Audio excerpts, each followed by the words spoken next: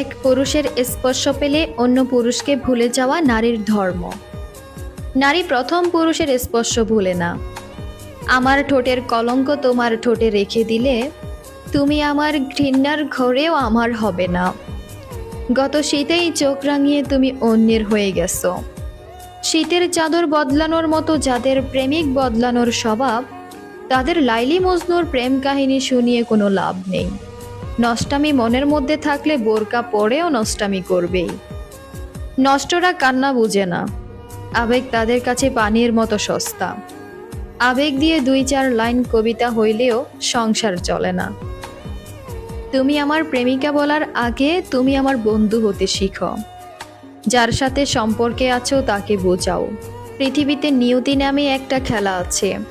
নিয়তি যদি তোমাকে আমাকে এক না করে, বন্ধুত্ব বাঁচিয়ে রেখো।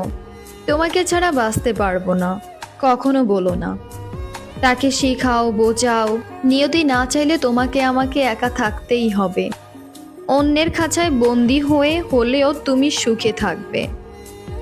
তুমি সুখে থাকলে আমার মুখে হাসি থাকবে, আমার মনে শান্তি থাকবে। কাল বৈশাখী ঝড়ে ঘর ভেঙে গেলে দেখবেন ভিটে মাটি থাকে।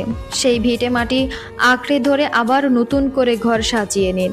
সম্পর্কের ক্ষেত্রে একই বিচ্ছেদ হয়ে গেলেও সম্মান হারাতে দিয়েন না। সম্মানটুকু আঁকড়ে ধরে বেঁচে থাকুন। মানুষ মরে গেলেও ভালোবাসা মরে না। কখনোই কারো উপর সম্পূর্ণ নির্ভরশীল হবেন না।